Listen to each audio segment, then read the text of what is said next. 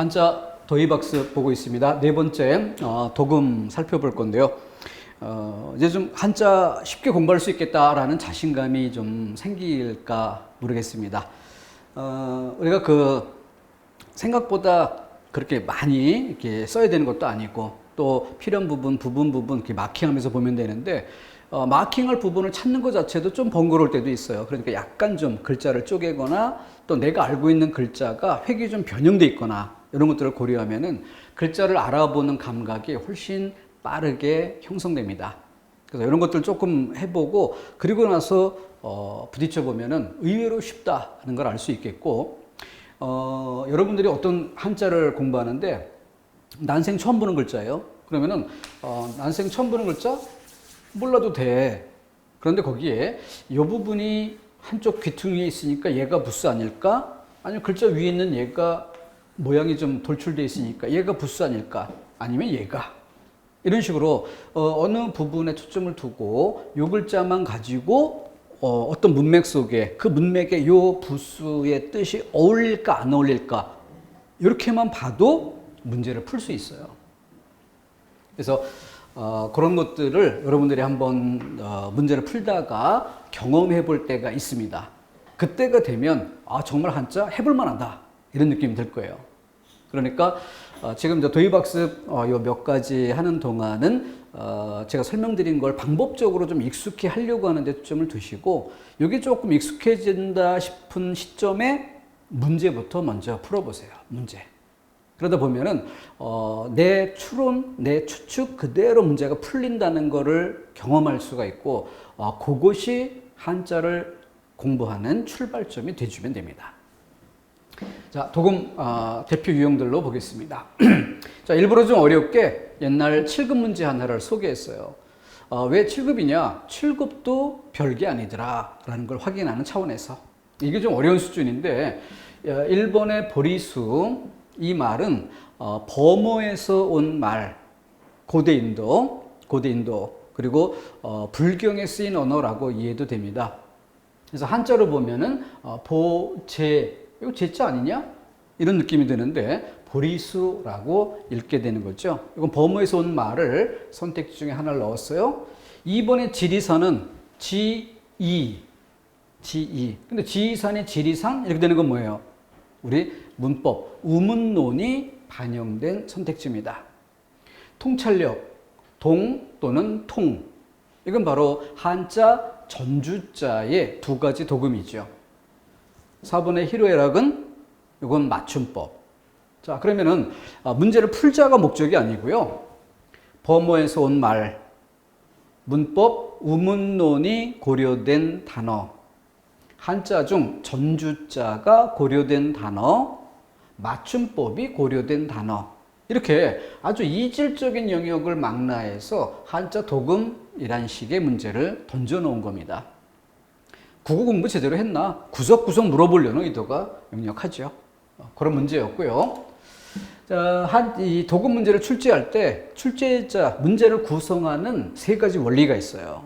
그래서 이 세 가지 원리를 알고 문제는 그 중에 어떤 면이 고려될까의 맥을 잡으면 그 문제의 본질에 다가서는 시간이 줄어드는 겁니다. 훨씬 더 알차게 접근해 갈 수가 있죠. 전주자, 방금 전에 통찰력, 통이라고 읽을까 동이라 읽을까의 문제.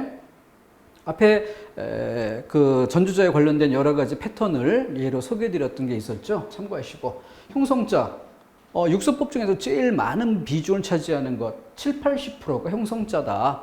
그러니까 한자를 쪼갤 때 제일 먼저 일단은 이거 형성자일 가능성이 높다라고 생각하고 쪼개고 도금 역할, 뜻 역할 따져서 글자를 암기해 보는 겁니다. 그렇게 했는데 잘 안 통한다? 그러면은 그럼 회의장가 보다 두 번째 방법 적용하면 되죠.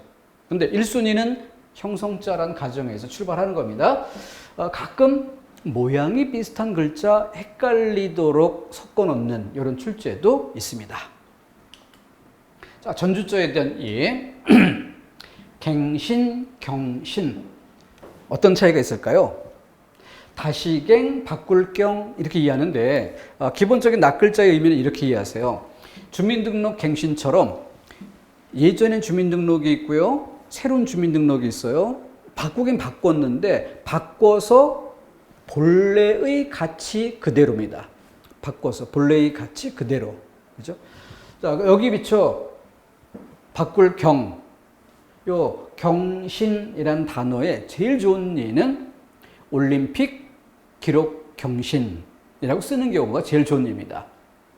그럼 올림픽의 기록 경신이라고 하면 어때요? 기존의 기록이 있다라고 할 때, 이걸 기존의 주민등록증이라고 봅시다. 주민등록증 바꾸면 어때요? 똑같은 기능을 다시 수행하는 거죠. 근데 경신은 어떻다고? 기존의 기록, 새 기록 이렇게 나아지는 게 있죠. 달라지는 게 있죠. 요게 경입니다. 이렇게 의미의 차이를 구별해 주고, 그래서 뭐 갱생, 경장 이런 단어를 구별할 때, 그럴 때 본래의 수준에서 다시, 그리고 기존의 것보다 좀 더 나은 쪽으로 이런 의미의 차이를 고려토록 하면 이해가 더 쉽겠죠? 자, 여기는 똑같은 모양이 갑가라고 읽히는 경우가 있기 때문에, 그렇게 쓰이는 경우, 전주자를 고려해서 가로 읽히는 경우, 그리고 고라고 읽히는 경우. 가로 읽힐 때는 가격이란 뜻으로 쓰이지만 고라고 읽히는 거는 장사꾼, 고, 사람, 장사꾼 이란 뜻으로 쓰이는 거죠. 자, 형성자인 경우 고라고 읽히는 글자에 후라고 읽히는 글자.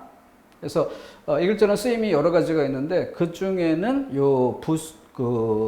몸육자 이게 들어간 경우로 연결지어서 쓸만한 경우가 턱밑살호라는 쓰임이 있어요. 이 글자의 쓰임 중에. 그래서 턱밑살호라는 거는 이 목에 살이 찐다는 얘기인데, 요즘에야 뭐 미용상 안 좋다라고 생각하겠지만 고대인들에게 있어서 턱밑살호는 바로 부유하게 산다라는 좋은 뜻으로 쓰이게 됩니다. 그래서 좀 나이 든 어른에게 쓰거나 부자에게 쓰거나 좋은 뜻으로 쓰이게 됩니다. 자, 이 글자를 보세요. 지금 좌우로 파자를 해보면 이렇게 인변이 띄어지고 고라고 읽히는 도금 요소가 있어요. 그러니까 형성자를 고려하면 이게 도금 역할이고 얘가 뜬 역할 아닐까. 그래서 이 글자는 간고 아니냐. 근데 여기에 해당되는 이 글자가 들어간 글자를 쭉 살펴봤더니 아까 우리 그 해할제 같은 경우에 맨 마지막에 뭐가 있어요? 머리 위에 일, 대. 특이하게 도금이 다른 게 있죠. 꽤 모 이런 글자에 모라고 읽히는 글자들이 한 10개는 등장하는데 그 중에 하나 묘라고 읽히는 도금이 있어요. 그죠? 그리고 준골준, 사인치 이렇게 해서 쭉 암기해보는 여러 글자들 속에 가보니까 부축일, 사, 도금 특이하게 달라지는 경우. 바로 그렇게 간고가 아니라 간주로 읽히는 경우. 교준이 아니라 교사라고 읽히는 경우. 그래서 그 같은 도금 요소를 가진 글자를 쭉 모아보면 의미 특이하게 달라지는 경우가 곧 출제의 포인트가 된다는 것까지도 잡아낼 수 있는 겁니다. 자, 여기는 모양이 비슷한 글자. 그래서 관이라는 글자와 궁이라는 글자의 차이가 뭐냐? 나란히 놓아야 차이점이 비교가 됩니다. 그래서 공부의 그 기본적인 방법 중에 한 가지가 비교 대조인데, 비교 대조. 그래서 아주 그 쉬운 예로 쌍둥이도 한 사람씩 따로 만날 때 헷갈리는 거지, 두 사람을 동시에 만나면 뭐가 달라도 다른 느낌을 받을 수 있습니다. 그게 바로 공부 방법의 기본이에요. 선의라고 하는 것도 가운데 부분에 주목하세요.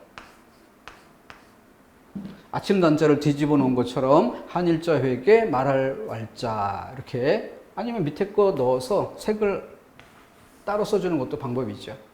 거기에 비춰서 요 핵심이 되는 부분을 딱 떼어내면 확연히 달라 보입니다. 근데 그 글자들이 전체 속에 있을 때는 어렴풋하게 다 그게 그거 같은 느낌이 드는 거죠. 그래서 파자 해놓은 다음 생각을 시작해야 되는 겁니다. 여기도 언뜻 보면 비슷하죠. 손해라고 할 때 쓰는 글자와, 그리고 의연금, 출연 할 때 잘 보면은 손수 공통되죠. 입구자 공통되죠. 그리고 뺐더니 뭐야? 조개패 그리고 달월 이렇게 구별이 되죠. 조개패하고 달월을 헷갈릴 사람 있습니까? 명확히 구분될 거야. 머릿속에 파자 하겠다, 글자를 쪼개고 보겠다는 태도만 있으면 쉬운 글자가 되지만 파자의 습관이 없는 사람은 통째로 보게 되고 통째로 보면 이게 그 글자 아닌가? 이런 느낌이 드는 거예요. 그만큼 어려워집니다. 분간하기 어려운 거죠. 글자를 쪼개서 점검할 포인트, 그 지점만 봐야 돼요. 그걸 돕는 것이 형광펜이죠. 우리 수험생에게 형광펜은 놀라운 문명의 이익입니다. 뭐 노트북, AI 이런 다 쓸데없어요. 형광펜이 최고의 문명의 이익이에요. 그거 마킹 해두고 보면 선명하죠. 자, 시험에도 출제가 됐었던 고황이란 글자입니다. 고황. 틀린 도금을 줍니다. 고맹. 왜? 망할 망자에 눈목자가 들어가면 뭐예요? 눈멀 맹자가 되니까. 맨 밑에 터졌는가 안 터졌는가의 차이일 뿐이죠. 그죠? 그래서 이 글자는 명치 끝에 기름이 차다. 명치 끝이 어디냐면은 장기 중에 간이 있는 곳이에요. 간이 기름 꼈다. 지방간 이게 아니라 요즘 말로 바꿔 이해하게 되면은 간암 정도라고 생각을 해야죠. 고대인들에게 의술로는 도저히 손쓸 수 없는 고황입니다. 비슷한 한 획 차이로 바로 고맹 잘못된 도금을 주는 것이죠. 자, 여기도 앞서도 한번 소개했었죠. 그거는 전주자에 입각해서 한 글자가 쓰임에 따라 두 가지 서로 다른 쓰임이 있는 경우를 전주자라고 본다면 또 하나 고려해야 될 것이 뭐예요? 상매, 팔매. 팔매는 뭡니까? 바로 여기 있고 없고의 차이. 거기에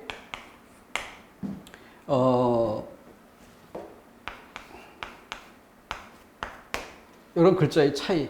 요것으로 구별하는 것이기 때문에 그래서 요 매라는 도금, 가라는 도금과 헷갈리도록 유도하는 경우라면 전주자의 원리를 이용한 출제다 이렇게 볼 수 있는데 매라는 도금으로 헷갈리게 유도한다면 모양이 비슷한 글자를 이용한 출제다.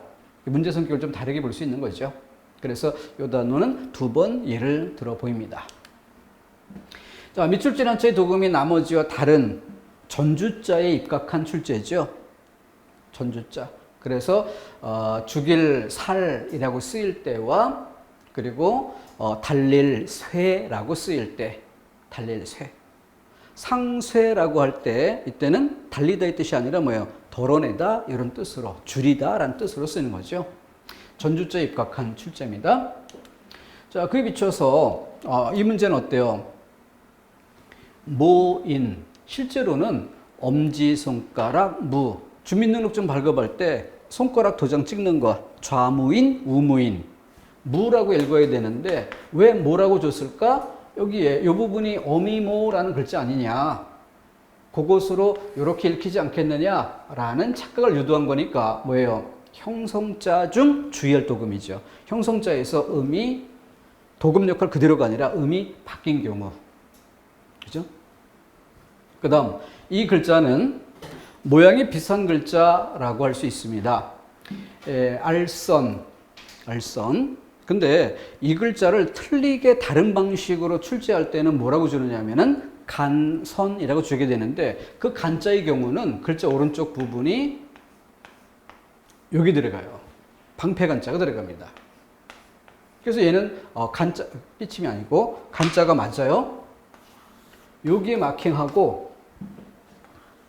여기 마킹해 보면 차이가 있다는 것을 알 수가 있습니다. 자, 여기는 형성자 중에서 얘랑 같은 방식입니다. 음이 특이하게 달라진 경우 왼쪽이 부수의 역할, 뜻 역할, 그리고 오른쪽이 도금 역할을 하지 않을까? 그러면 정로 맞는 것처럼 착각할 수 있죠. 그런데 음이 특이하게 달라진 탈로예요. 탈로나다. 오류까지. 자, 그래서 여기서 시험 문제 출제의 중심에 모양이 비슷한 글자도 있지만 뭘 활용해요? 이렇게 형성자에서 주의할 도금. 형성자의 도금 역할 그대로, 도금 요소가 글자 전체의 도금 역할을 그대로 쓰인 경우는 주의할 글자가 아니죠. 도금 요소 그대로 이해하면 되니까. 그렇지 않고 음이 달라진, 특이하게 달라진 경우, 이런 글자들만 미리 체크해서 암기해주는 게 필요하다. 1번, 3번 두 개 선택지에서 그와 같은 예를 볼 수 있었습니다. 자, 이번이 네 번째. 고맹이라고 주는 이유가 뭐 때문에? 밑에가 획이 하나 더 있었다면 눈물맹자가 맞죠. 모양이 비슷한 글자로 헷갈리도록 유도한 사례라고 볼 수 있죠. 자, 이것이 바로 도금 문제를 출제하는 세 가지 출제 방식입니다. 이 패턴을 알고 공부를 시작하면은 점검할 포인트, 점검할 방향이 보입니다. 그래서 일단 양이 줄어드는 효과가 있어요. 그러면서 공부를 조금 더 쉽게 도와주는 장점이 있습니다. 그래서 이 부분도 우리 교재의 한 파트로 들어가 있지만 도입학습 항목으로 네 번째 꼽아봤습니다. 일단락 짓고 얼추 방법적인 면이 거의 뭐 한자 전체에서 한 3분의 1 정도 비중은 차지하는 셈이네요. 그래서 그 뒤에 이제 한자 어휘들 좀 맛보기로 살펴보고 또 한자 성어 끝에 붙여서 이어가도록 하겠습니다.